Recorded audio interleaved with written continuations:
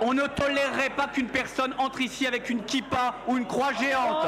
On ne tolère pas qu'une personne rentre avec un voile islamique qui est un signe ostentatoire. Alors, vous me dites quoi? Un moment de flottement et d'hésitation pour la présidente de région. Et pourtant, depuis la loi du 11 octobre 2010, les choses sont claires. Nul ne peut, dans l'espace public, porter une tenue destinée à dissimuler son visage. Seul le voile intégral est donc interdit dans les lieux publics au même titre que les cagoules ou autres masques. Ici, ce n'est pas le signe religieux, mais la dissimulation du visage dans l'espace public qui est visée.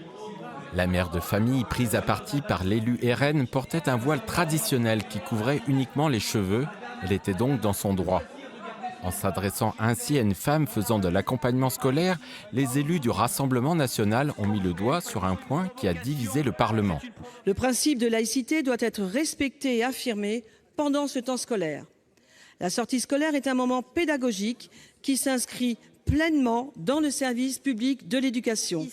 En mai dernier, lors des discussions concernant la loi pour une école de confiance, le Sénat avait adopté un amendement visant à interdire les signes religieux ostentatoires lors des sorties scolaires. Mais de retour à l'Assemblée nationale, la disposition a été supprimée du texte. Les agents contribuant au service public de l'éducation sont soumis à un strict devoir de neutralité qui leur interdit le port de tout signe d'appartenance religieuse. La loi ne concerne pas les parents d'élèves. Donc, concrètement, la loi n'interdit pas qu'une femme porte le voile islamique lors d'accompagnement scolaire.